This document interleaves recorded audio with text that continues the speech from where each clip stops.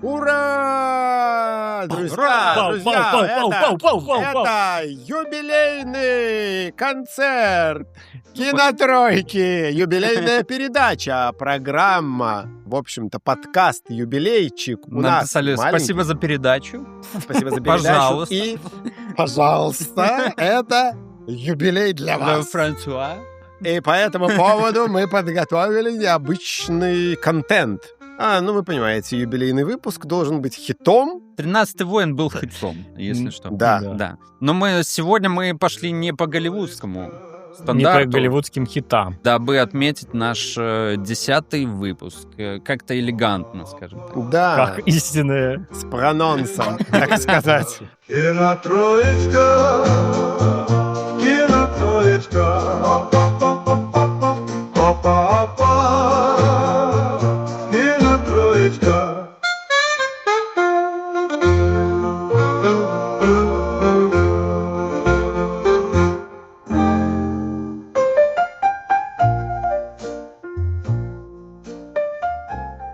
Ух, какая честь. Привет, вам привет. 10-й выпуск. Никто в это не мог поверить из нас, наверное, и из наших зрителей, и небольшого количества подписчиков, так что вы подписывайтесь на нас, потому что выпуск уже 10-й, к этому выпуску надо, чтобы подписчиков было в 10 раз больше. Но в честь 10-го выпуска мы решили поговорить о кино, тоже о таком не голливудском кино, но о кино, которое так или иначе отзывается у нас, потому что все мы имеем тоже такой рекламный бэкграунд, как и главный персонаж и книги, и этого фильма. Все мы или работали, или продолжаем работать в рекламных агентствах, и поэтому сегодня мы поговорим про 99 франков, наш 10-й юбилейный выпуск. То есть такой интимный выбор фильма, да, про нас, немножечко про нас самих. Наш выпуск 9.99. И тут почти 10-й. Почти 10-й, да, 9.99, как 9.99 франков. С ценой в евро. Да. Итак, Артем, давай, о чем это кино?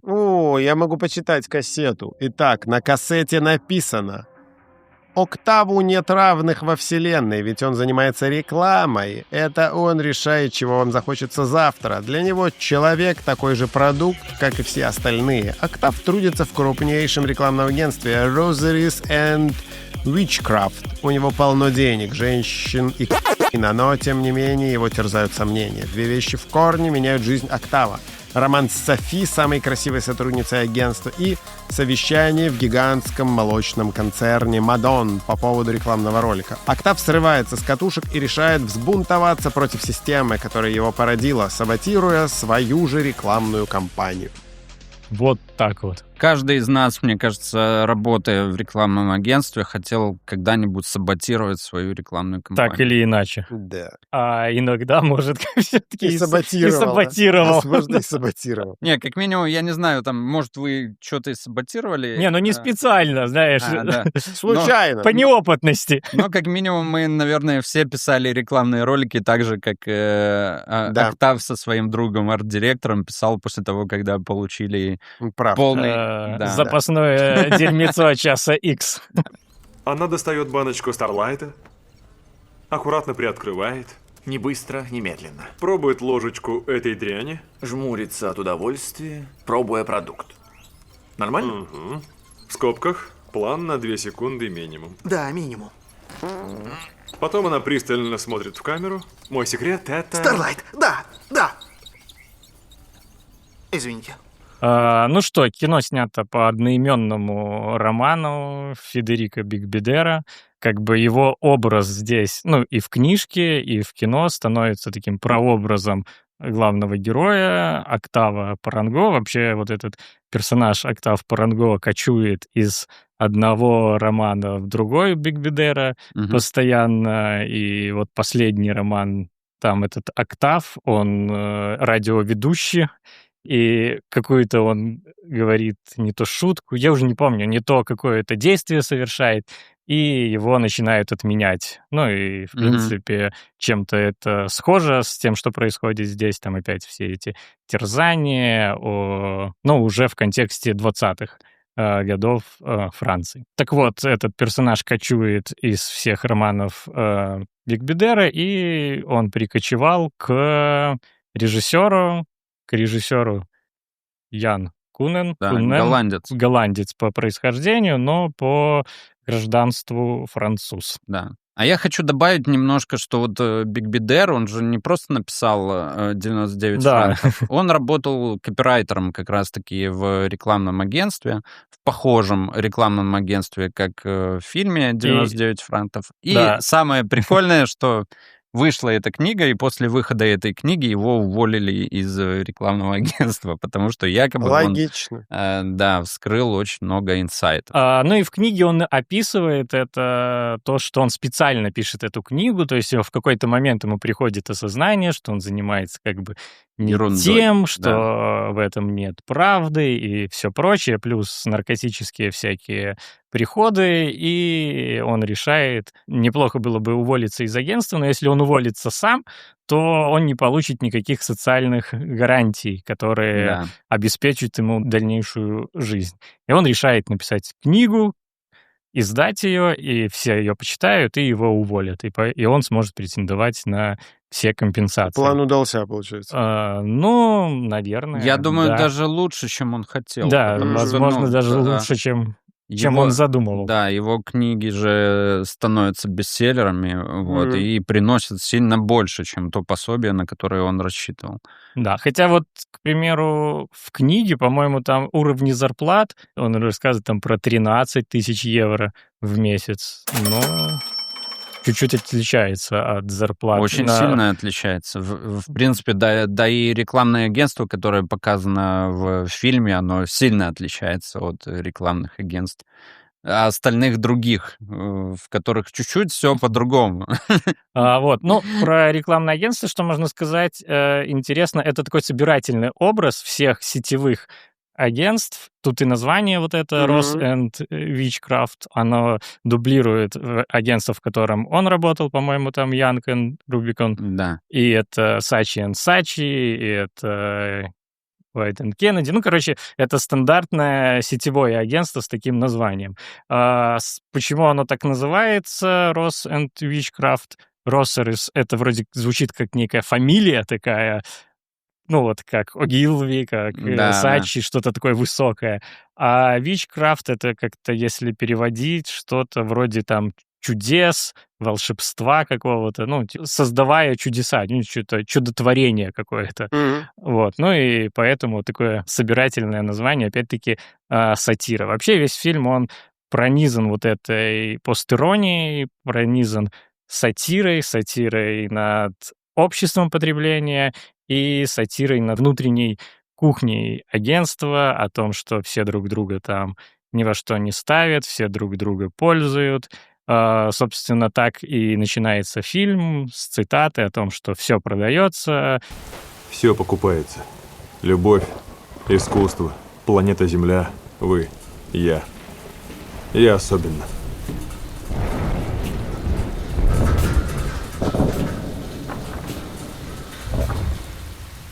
Так вот, возвращаясь к режиссеру, значит, до этого режиссер снимал Добермана, да. Все равно какое-то имя ему принес именно 99 франков. Это и его до сих пор самый популярный, самый высокооцененный фильм. Любимый. Да. Самый любимый. И, в принципе, на мой, наверное, субъективный взгляд, если сравнивать это с книжкой, то фильм, он кажется сильнее книжки, потому что в фильме, понятно, это, наверное, было не так возможно, перенести в картину, в кино. Очень все лаконично, четко и как-то выделена именно вот эта вот ирония над агентством, ирония над обществом потребления, без морализирования. Да, без морализирования, которое проходит по всей книге. В какой-то момент, когда читаешь книгу, от этой морали очень прям устаешь, думаешь, блин, ну, чувак. Но если бы это говорил какой-нибудь условный, не знаю, там, аскет, который вот так поработал, вступил не туда и ушел в какую-то аскезу там или добродетель, и это говорит, это одно. Но мы все знаем личность Бигбидера, и поэтому вот эта моральная составляющая его рассуждений, ну, в нее не очень сильно, наверное, верится. Ну, лично, когда я читал эту книгу Мгм. и перечитывал специально под выпуск, Я сейчас тут не помню. Я тоже ее читал, естественно, мы все ее читали, Да, думаю, да. да. Но Ну, вот как и прям... Generation P, Да, типа, да, да, прям... все в агентствах читали эти Да. книги. вот, а в фильме вот эта мораль, она как-то куда-то Но убрана она между строк правильно. скорее. Она Она есть как как бы будто бы, между да. строк. И если убрать, например, вот эту последнюю фразу про то, что там ежегодно на...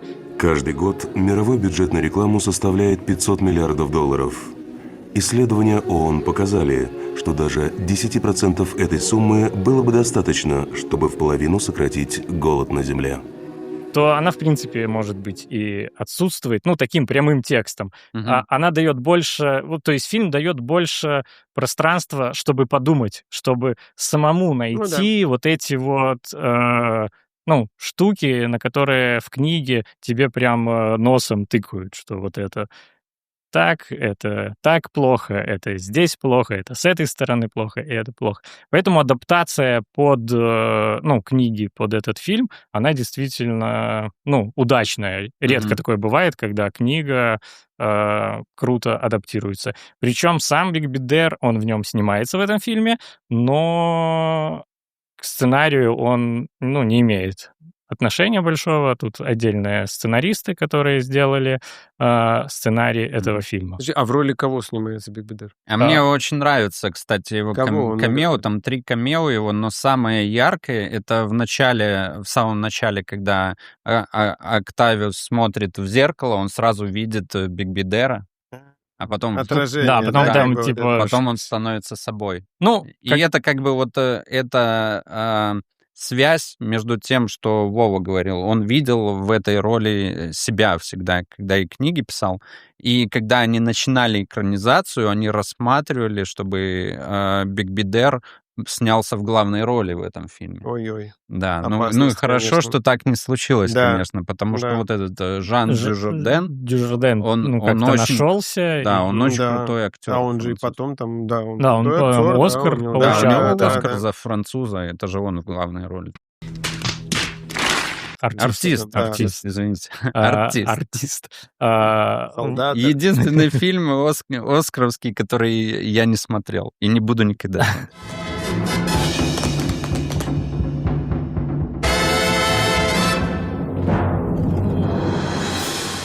Сам режиссер, он тоже, он начинал с рекламы и с музыкальных клипов.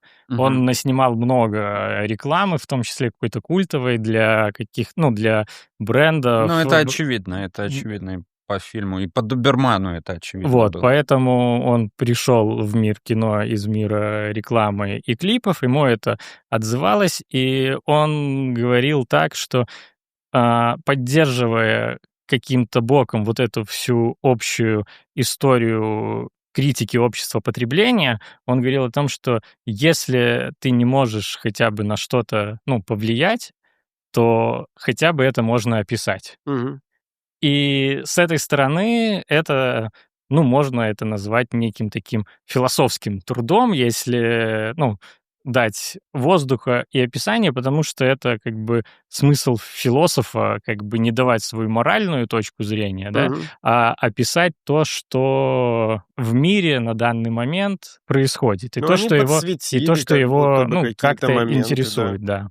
Что еще про этот фильм, именно про создание, можно сказать? Да, здесь появляется Биг Бидер, и он появляется 3 раза в 3 таких ключевых точках, именно в которых вот персонаж этого Октавы испытывает какой-то негативный трип. То есть это в начале фильма, когда он после вечеринки просыпается непонятно где и чувствует себя непонятно как. Это когда перед тем, как он впадает в кому, На дископате. На там дископате, каком-то, да. И третий раз это когда, опять-таки, он приходит в себя уже в самолете, когда они возвращаются с этих легендарных съемок везде, он как бы контактирует И с Биг вот этим... Бидер как бы- там как раз-таки играет вот эту мужеподобную стюардессу. Вот это он, да. Везде он... Неплохо. То есть он такой прям экстравагантный Да. парень. Неплохо.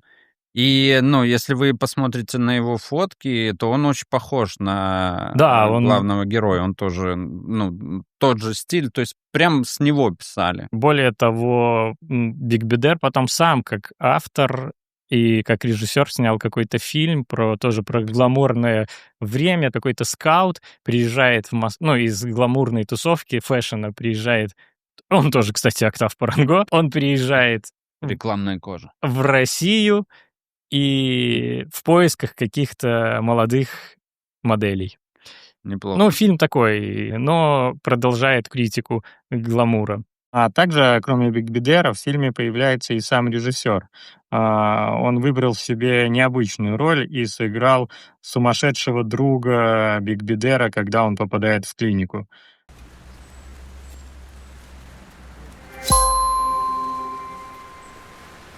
Мне нравится 99 франков тем, что вот в этом фильме очень много просто информации на кадр. Там ты просто начинаешь его смотреть, и там столько валит этого стиля, каких-то рекламных всяких штук, ракурсы, кадры, классный закадровый голос Да. Там рекламный. Ты не и понимаешь, флешбеки Да, или флеш-форварды, или какие-то раздвоения сюжетной линии. Да, там прямо микс такой так мощный. ты вот кайфуешь от этого микса ровно половину фильма. Вот насколько я и сейчас его пересматривал, и первый раз, когда смотрел, и до этого пару раз смотрел, у меня всегда происходит определенный слом в середине фильма, когда они уже в эти трипы жесткие уезжают, вот все, у меня теряется просто какой-то интерес к этому фильму, к сожалению. И кажется, что, все это уводит в какой-то просто адский полумрак, который, не хочется, за которым не хочется дальше следить и смотреть.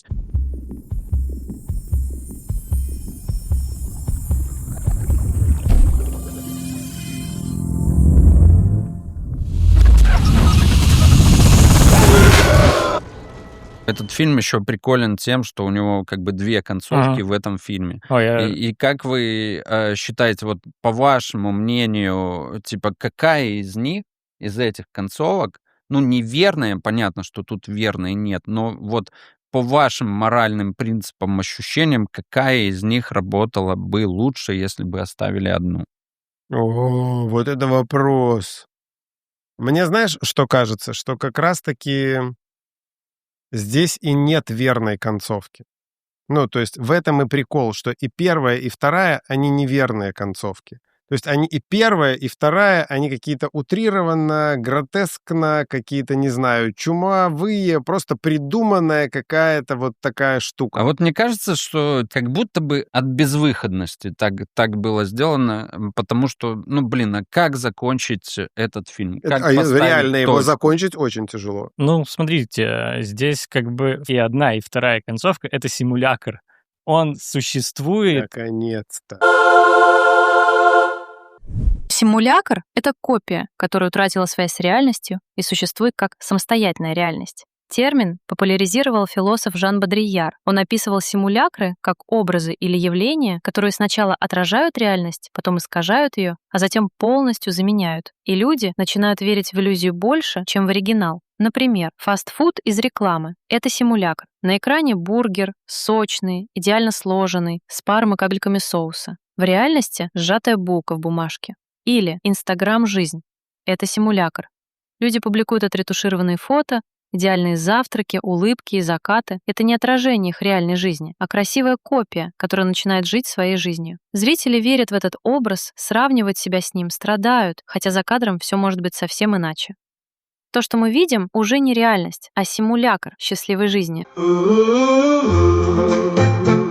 Он существует как нереальность. И одно, и второе — это полностью выдуманная, Да. ну, симулированная реальность, условно, гиперреальность, которая, как и реклама, не имеет правды ни там и не там.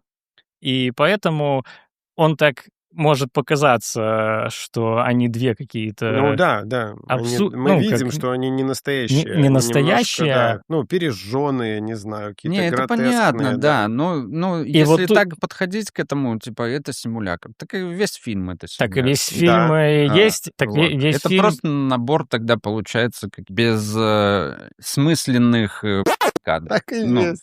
Ну и Так все, есть. и мы тут сидели, Это, все это Мне кажется, в смотрим этом и и есть обсуждаем. мораль этого фильма, что это, просто набор бессмысленности, Все, который выбрасываем. выдвигает простую мысль, Всё, что, потому- вот, вот- создание бессмысленности ведет к какой-то, не знаю, бессмысленности. Не, ну на самом деле оно все немножко там глубже. Так, конечно, это все глубже. Ну, вот мне кажется, выйдя он сейчас, например, он бы вообще просто... На него бы даже не обратили внимания. То есть он вышел в высшую точку своей эпохи. Это когда реклама, ну, как индустрия, да, она находилась на неком своем пике и вызывала интерес не только у клиента и агентства, да, ну, кто работает в этой индустрии, а у всего мира. То есть... Мне кажется, тут еще такая штука, что эта книга и фильм в том числе повлияли на популярность рекламы во всем мире. То есть в том числе, мне кажется, что, книга тоже сделала отчасти вклад в популярность индустрии. Ну, наверное. Но она- здесь же, типа, реклама не показывается как что-то, чем хочется заниматься. Здесь же, наоборот, это все... Мне кажется, тут 50 на 50. Нет, тут на есть самом как бы, деле. тут То есть есть тут- спасательный круг для рекламы, вот эти сцены, где молодой Октав смотрит вот эти классические, ну, мировые рекламы Макинтоша.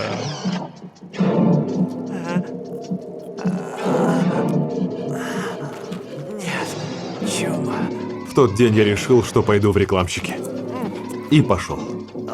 Так это там Минута, но- в этом фильме, и все. А дальше он идет, и становится супер мразотным, Нет, но при типом, этом- который прямо в лицо говорит людям: сегодня я рекламирую вам тачку, вы ее покупаете, а завтра я делаю из этой тачки дерьмо старое, чтобы вы купили новую тачку. Не, так все так, но да. при этом он делает индустрию рок-н-ролльной, да, вот, то есть он делает ее типа вау. Ну, я понимаю, приколдес да, на типа, если, приколдесе. возможно, если ты там 18-летний пацан смотришь это кино, может, тебе даже и хочется окунуться в это все, там, в этот Это трип дикий и драйв, быть таким да. супер классным креативным директором, перед которым все выплясывают. Но все равно же мораль ясна и понятна, и она тут доносится практически сразу, что, чувак, не, это типа утопия.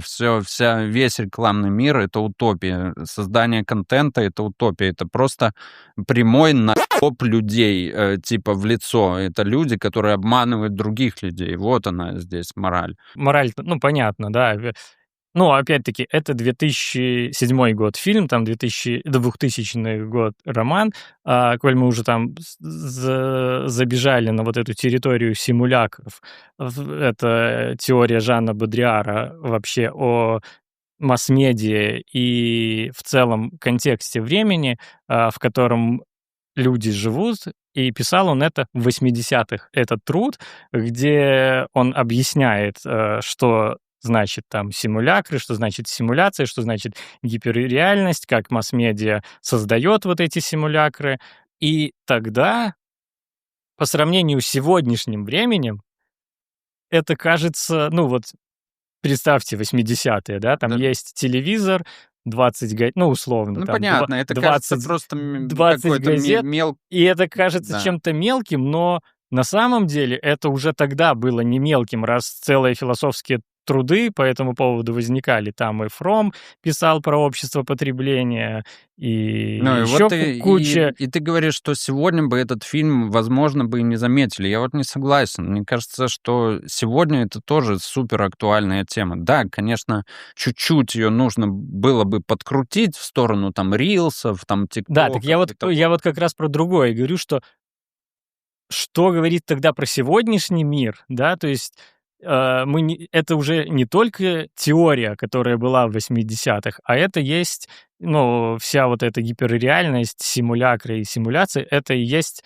то, в чем мы живем, и из чего выйти уже без какого-то кризиса уже невозможно. Да, то есть мы горизонт событий уже прошли. Это 100% именно рекламы и вот этой медиа-контента, который создается, мы его уже прошли. Скоро появится адский сатана. Уже обратно дороги нет, это 100%. Это я согласен, Вова, с тобой абсолютно. Вот, а почему я сказал, что сейчас бы он, прошел бы, может быть, мимо? Потому что индустрия все-таки потеряла интерес, и мы сами это, наверное, так или иначе видим. К рекламщикам. Рекламщиков, молодых каких-то. К тем же Каннским львам. К тем же Каннским львам. Даже скорее популярности других профессий. Рекламе. Просто вот в чем дело. Мне кажется, что тут просто естественно вышли на передний план другие профессии, которые...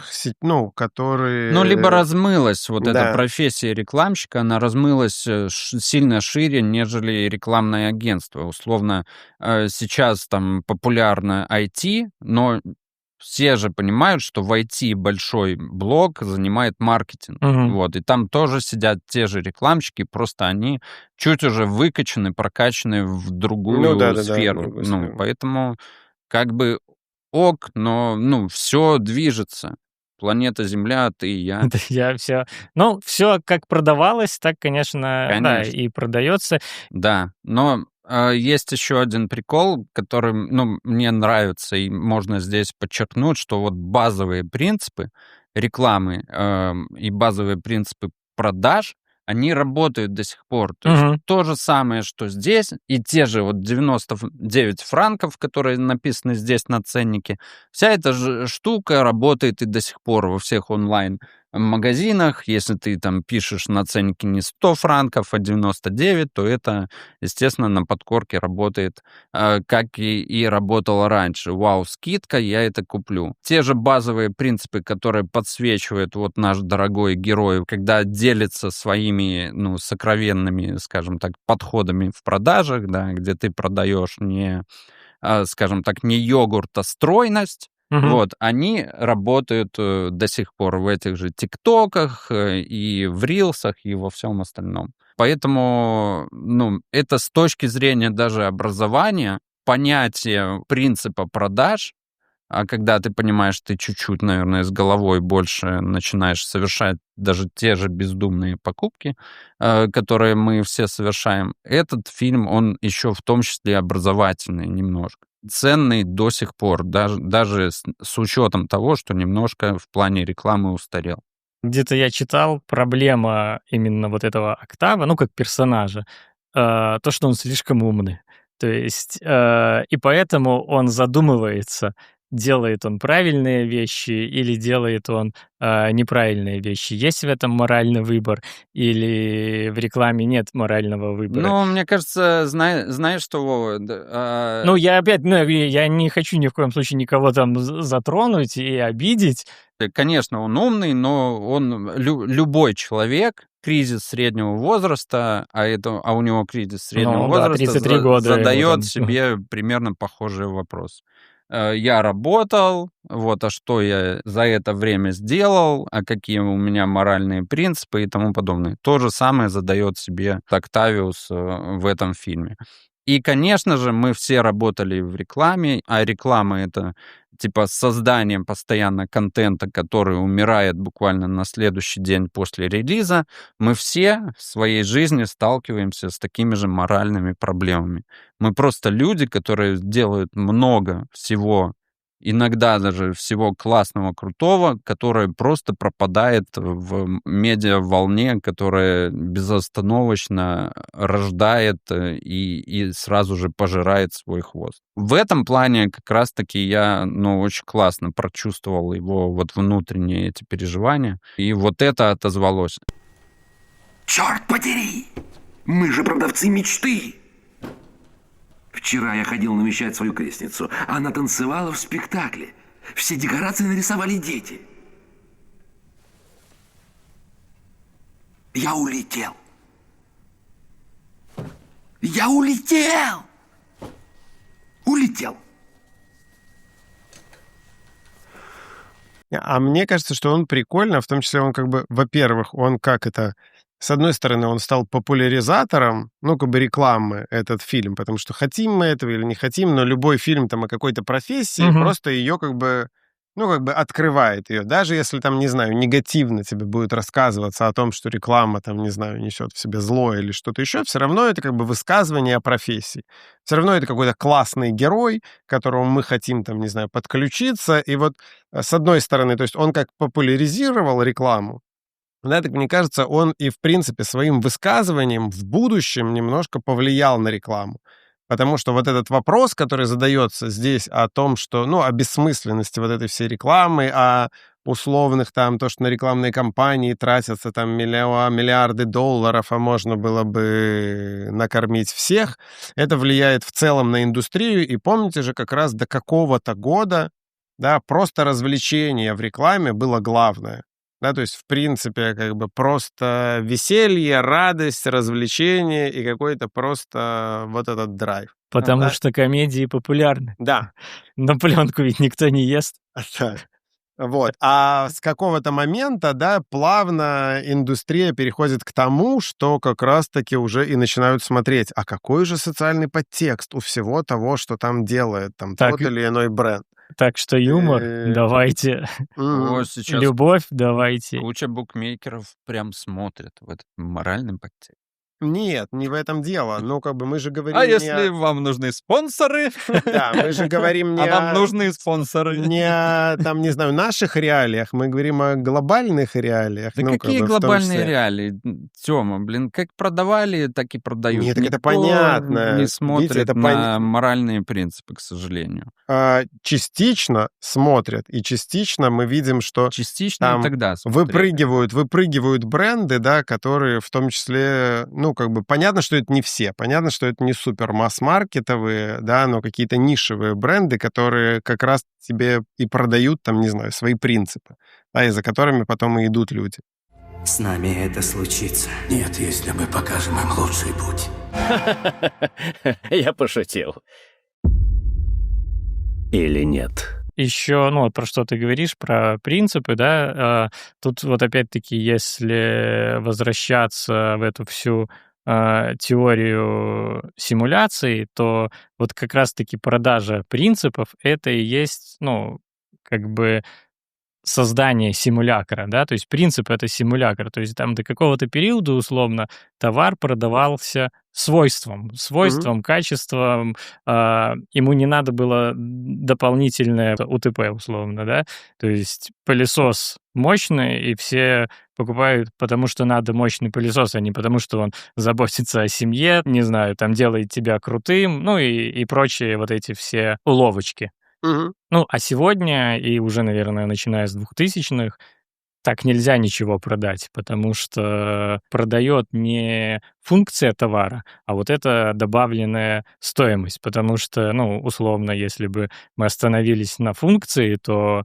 на 10-м айфоне можно было, Ну, ценность. можно было прекращать их выпускать. Понятно, да, там стиль, эмоции, вся эта движуха, конечно, продает. А вот возвращаясь, кстати, к двойной концовке, прикольно, что одна концовка и вторая, она круто зациклена с началом, да, то есть мы вначале видим вот этот плакат Где он стоит. со слоганом «Пожалуй, добро пожаловать в лучший из миров», и сразу же мы видим, как он летит там из небоскреба. И в концовке, опять-таки, нам дают и одну вот эту концовку, где он падает, и вроде бы на этом можно заканчивать, но потом сразу переносит опять в начало этого плаката с лозунгом, который нас отсылает... В начало туда же. Кроме того, отсылает в роман «О дивный прекрасный мир» с вот этим слоганом «Добро пожаловать». Да. Ну, понятно, это назовем как классика постмодернизма. Там очень много цитат, и в том числе цитат на антиутопию. Вот В так каком-то эпизоде говорит, Думаешь? что большой брат не следит за тобой, а большой брат изучает тебя. Ну, то есть это вот про бигдату там современную. и тому Про подобное. GPT, с которым все общаются, он тебя изучает. Ну, типа того, да. Ну, и используют это потом для случится судный день. А для если рекламы. случится судный день, то То вот, что пожалуйста, будет? антиутопия. А? Мы к этому и пришли. Плох тот молодой автор, который не хочет написать свою антиутопию. Это про книгу мы поговорили. Ну, в кино, есть- конечно, в кино это так не выражается. Не И выражается. это только, ну, знаешь, одна из, наверное, Ну, я так многочисленных скажу. теорий. Значит, вот все, что после первой концовки происходит, ненавижу. Вот не могу смотреть. Ну, вот полный, ну, вот там уже грань вот эта вот, про которую мы говорим, там уже, ну, просто такой утрированный курятник происходит. Ты имеешь в что виду про вот этот перемонтаж ролика? Я как бы для себя когда-то, когда первый раз посмотрел, решил, что, блин, вот для меня будет каноничная первая концовка, а финала я больше никогда смотреть не буду. Ну вот сейчас опять пересмотрел, ну, блин, очень плохо. Там все очень плохо. Вот есть такое кино «Смерть и ненависть в Лас-Вегасе» Да. с Джонни Деппом. Ненавижу это кино. Вот это кино чуть-чуть похоже на то, что происходит вот после Ну, вот это за счет вот этих концовки. именно трипов тебе оно не нравится? Или... Нет, трипы же они до этого момента. А там дальше остров. какие-то. Ой, это вообще, остров, это, конечно, да. отдельный улет.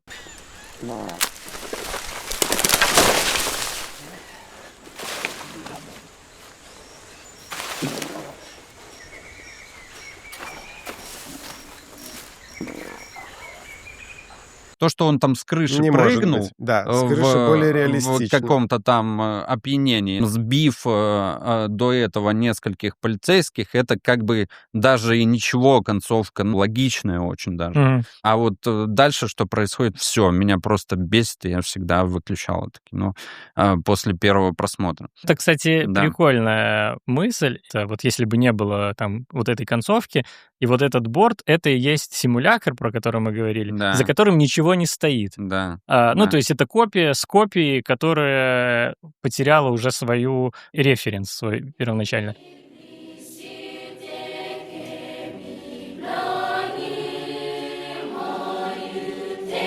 Добро пожаловать в лучший из миров – нефтепродукты Франции. И вот это нам как бы дает вот эту тему представить, что как будто бы за вот этим бордом существует какая-то Да, реальная да, история. да, это А потом же красиво. есть еще и третья концовка. Ну, то есть, что это просто вот видеокассета или книга по цене 9,99.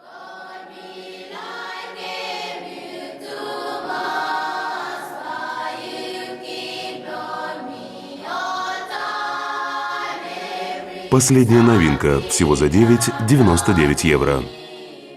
Ну да, да. Поэтому они даже и оформляют это все с таким ценником, якобы Так оно быстрое так и есть. чтиво, бульварное. Ну да, да. Единственное, что я открыл для себя, вот когда я сейчас пересматривал, это я увидел сцену после титров. Я никогда ее не видел. Ой, а я не сейчас посмотрел увидел. ее. Вы Мгм. видели, нет? Sunlight. 1906 год. Братья Люмьер. Прачки. Первый рекламный фильм.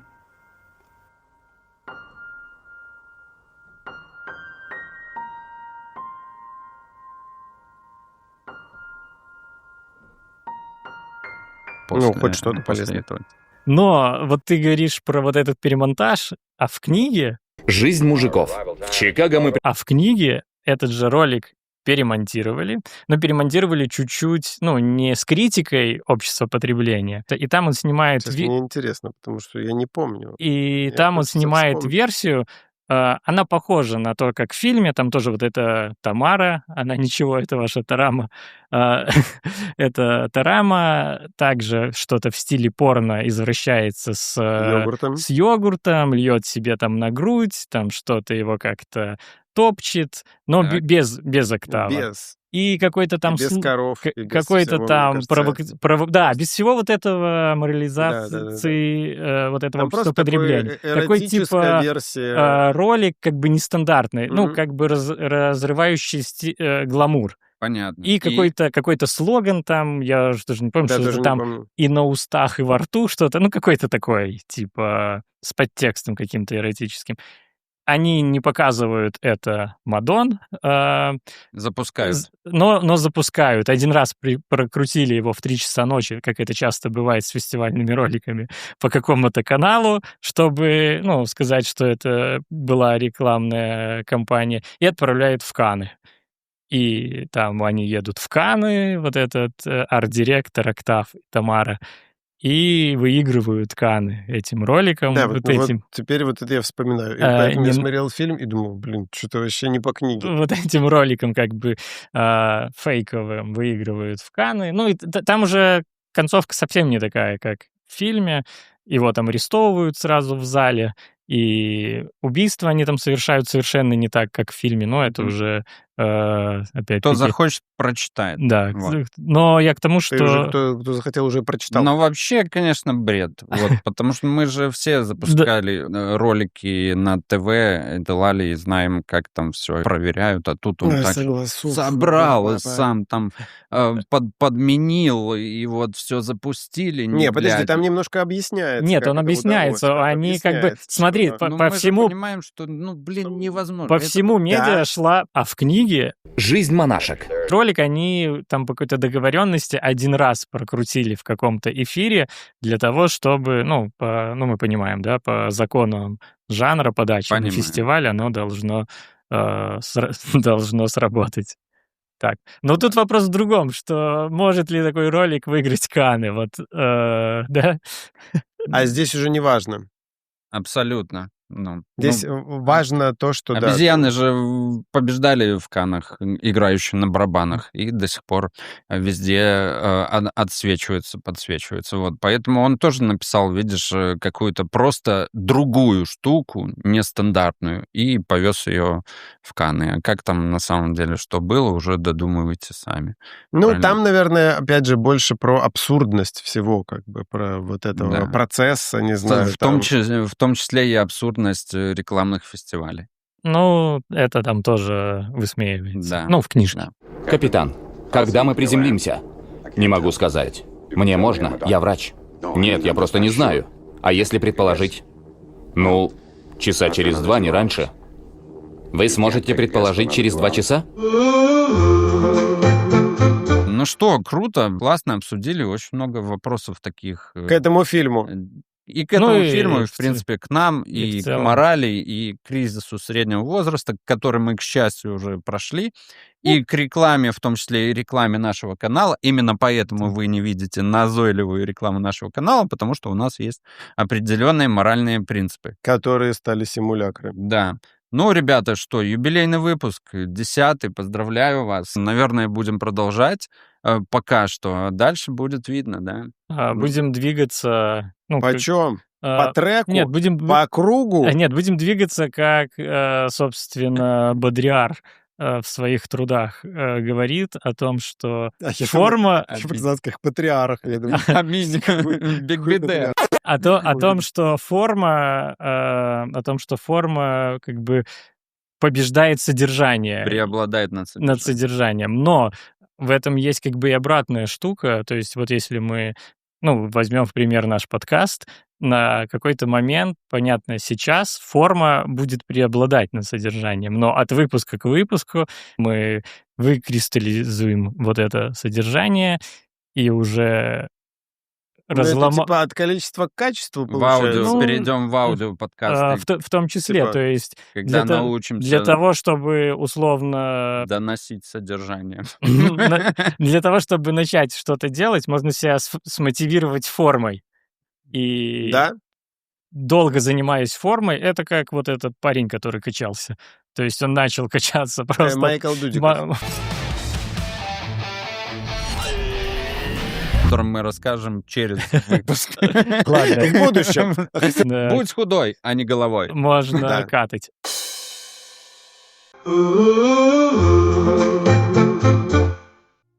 Фу, класс. Много поговорили, потому что юбилейный выпуск. Долго.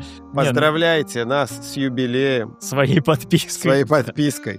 Колокольчите в колокольчик. Пишите в комментариях что-нибудь в стиле «с юбилеем», и этого достаточно. Ну, ты можешь запустить кассету, мне кажется. Ну, Да? уже по традиции. Ну все, давай. Ду-ду-ду-ду. Юбилей! Пэу! Нормально Неплохо стало получаться запускать кассеты. Ура! Поздравляю. Всё, Юбилей. ребята, поздравляю. Юбилей. Да. С юбилеем.